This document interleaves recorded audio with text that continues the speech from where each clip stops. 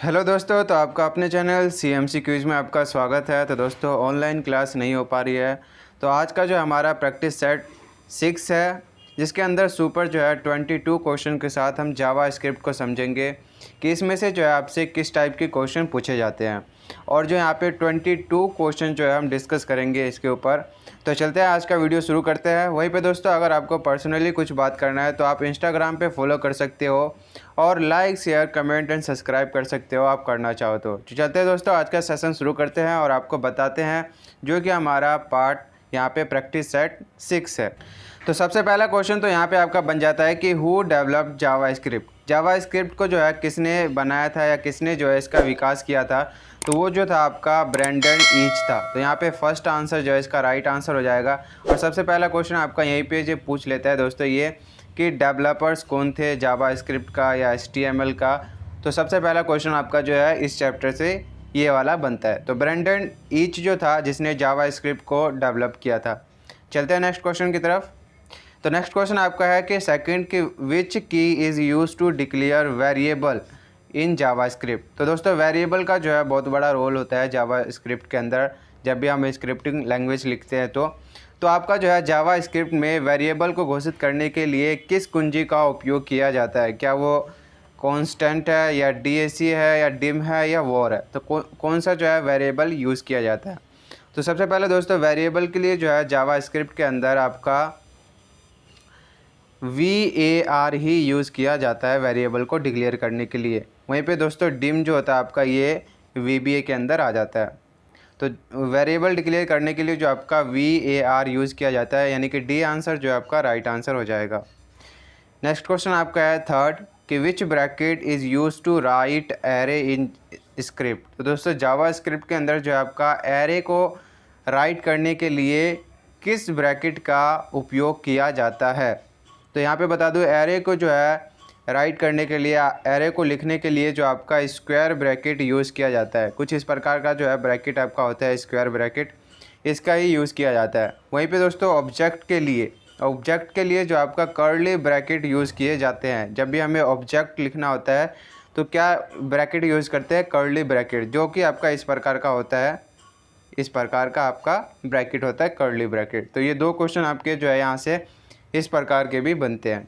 चलते हैं next question की तरफ। नेक्स्ट क्वेश्चन आपका आउटपुट से रिलेटेड बनता है कि what is the output of following JavaScript code.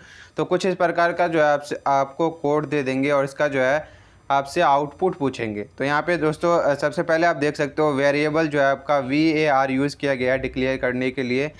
तो यहाँ पे दो वेरिएबल है, एक x है एक y है। दोनों के दोनों दोस्तों यहाँ पे कांस्टेंट है। कांस्टेंट मतलब है कि चेंज नहीं हो सकते। एक आपका ITI है और एक आपका जो है गवर्नमेंट है। तो दो वेरिएबल यहाँ पे इन्होंने डिक्लेयर कर रखा है। अब यहाँ पे ये क्या कह रहा है कि वेरिएबल 0 जो है, यानी कि थर्ड वेरिएबल जो है 0, वो क्या है y, और उसके बाद कॉनकैटिनेट CONCAT कॉनकैटिनेट होता है, जिसका मतलब होता है जो वर्ड दो या दो से अधिक वर्ड्स को जोड़ने का काम होता है। तो यहाँ पे क्या कह रहा है, y, पहले तो y और उसके बाद जो है यहाँ पे x, तो दोनों को जोड़ के क्या बनेगा, गवर्नमेंट ITI। तो यहाँ पे ये वाला जो आंसर आपका थर्ड होगा वो राइट आंसर हो जाएगा, गवर्नमेंट ITI। चलते हैं नेक्स्ट क्वेश्चन की तरफ। तो अगर आप जो है इस टाइप के क्वेश्चन को अगर आप ध्यान से देखोगे, जिसमें जो आपके कोडिंग दे रखी होगी, तो आपका आंसर जो है इसी के अंदर मिल जाएगा। तो इन क्वेश्चंस को आप ध्यान से देखा करें। चलते हैं नेक्स्ट क्वेश्चन की तरफ।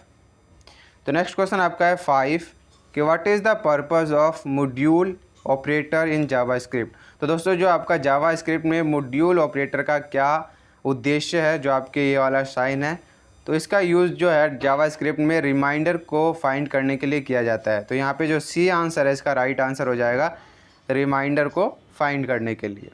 तो नेक्स्ट क्वेश्चन आपका है 6 कि how many parts are there in for loop. तो दोस्तों, आपका जो फॉर लूप है इसके अंदर जो आपके कितने भाग होते हैं, यही पूछा गया आपसे।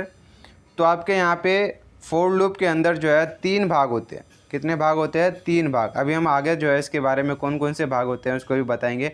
तो 3 भाग जो है आपके फॉर लूप के अंदर होते हैं। अब चलते हैं नेक्स्ट क्वेश्चन की तरफ। नेक्स्ट क्वेश्चन आपका है 7 कि which part in loop evaluate the condition. तो दोस्तों, कौन सा जो है लूप में कौन सा भाग स्थितियों का मूल्यांकन करता है।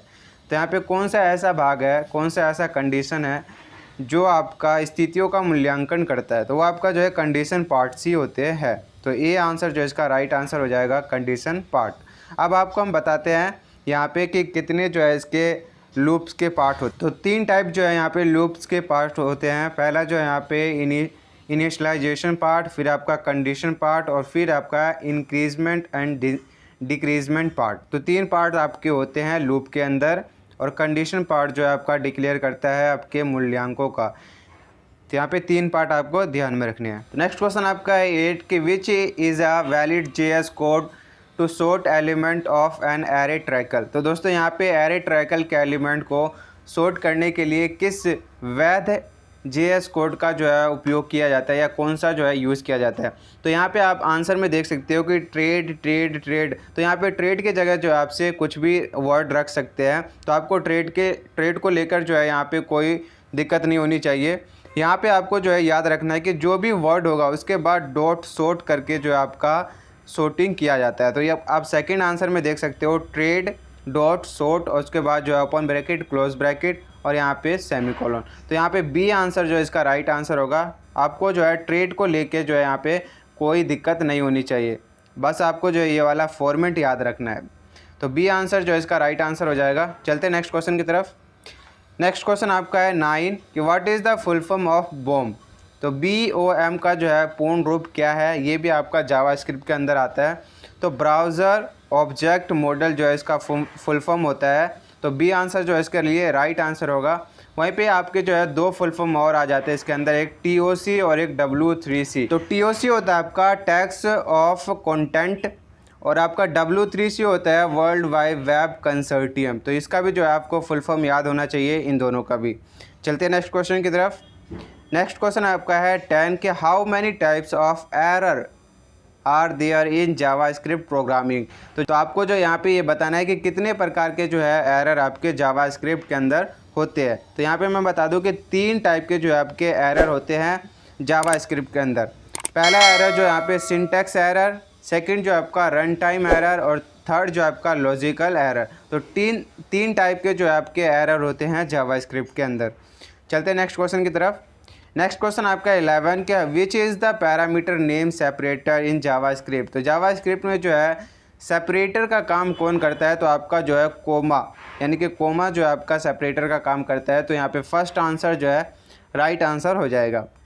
नेक्स्ट क्वेश्चन आपका है 12 कि which function in JavaScript convert a number two the string. क्या करें दोस्तों, नंबर्स टू द स्ट्रिंग, यानी नंबर से लेके स्ट्रिंग में चेंज करने के लिए कौन सा जो है यहाँ पे फंक्शन यूज़ किया जाता है जावास्क्रिप्ट के अंदर।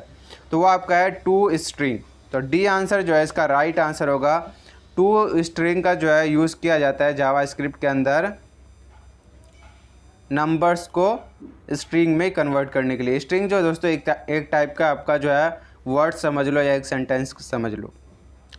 नेक्स्ट क्वेश्चन आपका है 13 कि which allow developer to bundle all functionality under a unique name, unique application specific name. तो ये क्वेश्चन जो आपका 2019 के अंदर भी आ रखा है कि जो आपका जो डेवलपर्स है को एक अद्वितीय एप्लीकेशन विशिष्ट नाम के तहत सभी कार्य क्षमताओं को बंडल करने की अनुमति देता है। तो वो आपका जो है नेम स्पेस कहलाता है। तो यहाँ पे बी आंसर जो है इसका राइट आंसर होगा नेम स्पेस।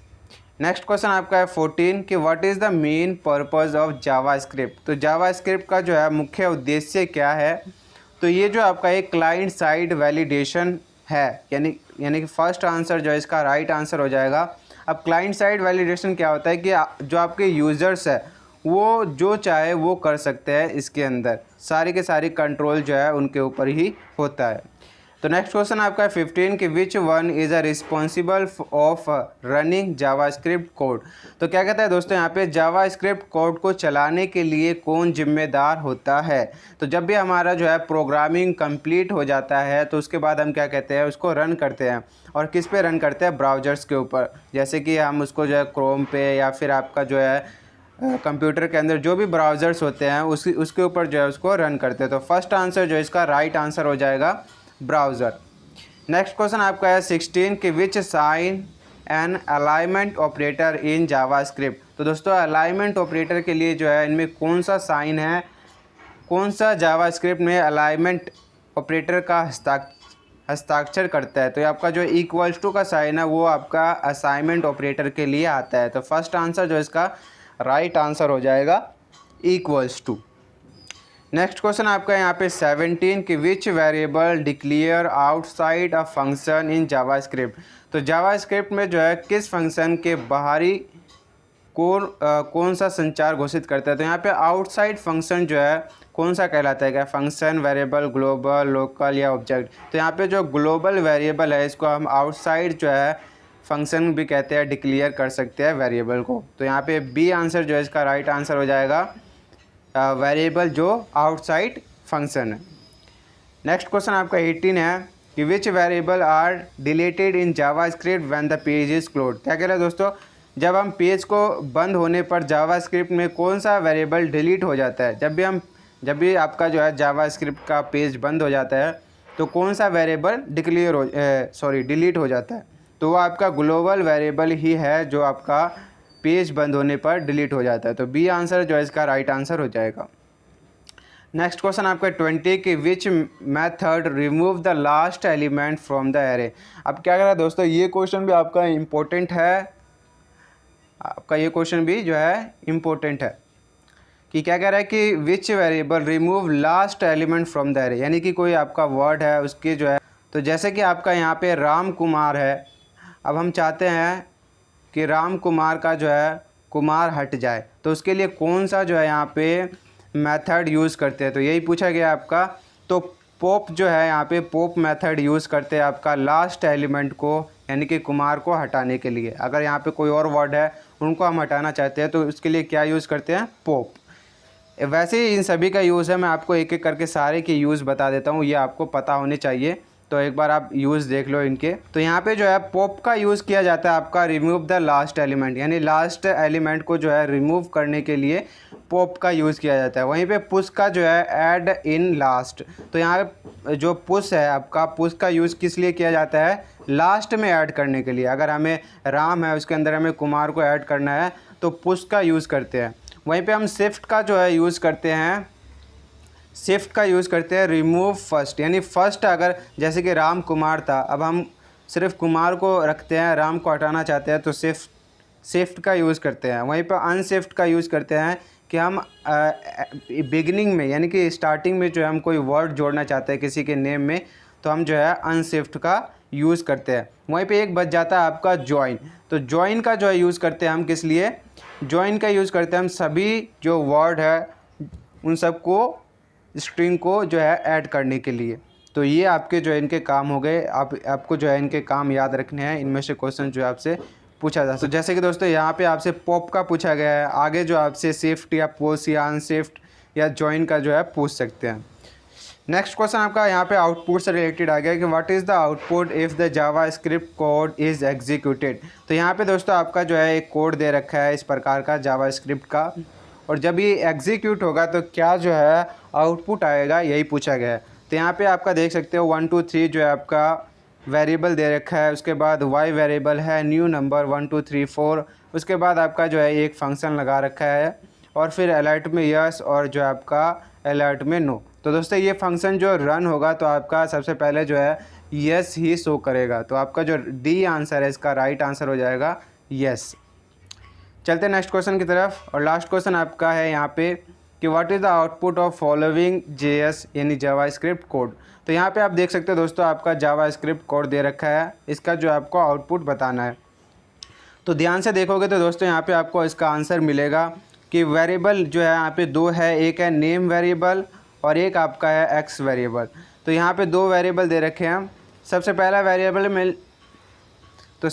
वेरिएबल में लिख रखा है कन्याकुमारी। अब यहाँ पे देख सकते हो दोस्तों, यहाँ पे आपसे पूछा क्या गया है, सबसे पहले आपको जो यहाँ पे नंबर्स को देखना है, सब स्ट्रिंग और उसके बाद नंबर्स को देखना है 8 और 2।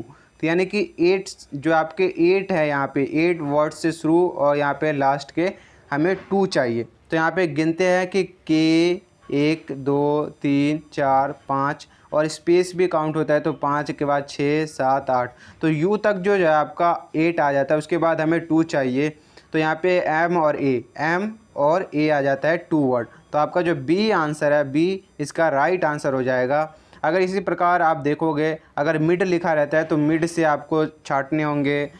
अगर आपका जो यहाँ पे लास्ट से लिखा होगा तो आपको पीछे से छाँटने पड़ेंगे। मिड से लिखा होगा तो बीच से। ऐसे आपको दोस्तों फंक्शंस जो है जितने भी आपके जावास्क्रिप्ट के, उनको एक बार देखना ज़रूर है, ताकि जो आपको क्वेश्चंस में कोई दिक्कत ना हो। तो आशा करता हूँ कि आप लोग समझ गए होंगे। तो थैंक यू दोस्तों, thank you for watching and keep subscribe, ताकि नई वीडियोस आप तक पहुँचती रहे।